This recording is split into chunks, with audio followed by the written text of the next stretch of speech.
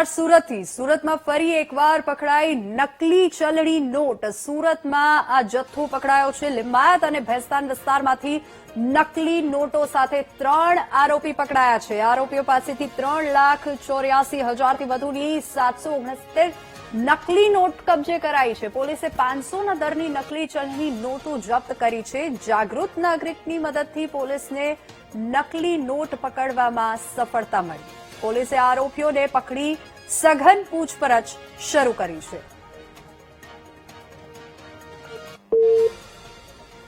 તો નકલી ચલણી નોટ પકડાઈ છે, જેને લઈને વધુ વિગતો સાથે સંવાદદાતા ધ્રુવ ફોન લાઈન પર જોડાઈ ગયા છે। ધ્રુવ, સુરતમાં ફરી એકવાર નકલી ચલણી નોટનો જથ્થો ઝડપાયો છે। લિંબાયત અને ભેસ્તાનમાંથી પકડાઈ આ નોટ, શું વધુ વિગતો?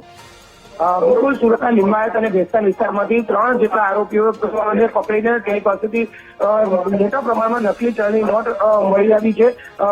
જેમાં 3,84,500ની 769 બનાવટી ચલણી નોટ જે છે તે પોલીસે ઝડપી પાડી છે।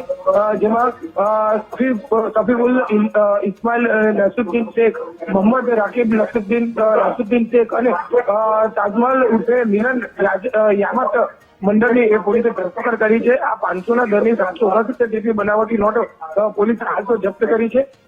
જેની તપાસ કરતા જાણવા મળ્યું છે કે બંગાળથી લઈને સુરત સુધીનું આખું એનું આ નકલી ચલણી નોટ માટેનું આખું કનેક્શન જે છે તે સામે આવ્યું છે। જાગૃત નાગરિક જે છે તેને જનરક્ષક 112 ઉપર કોલ કરીને આ માહિતી આપી છે।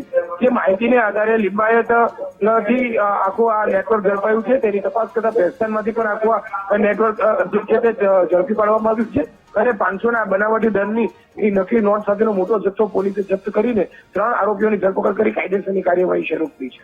જી ધ્રુવ, આભાર સમગ્ર માહિતી બદલ।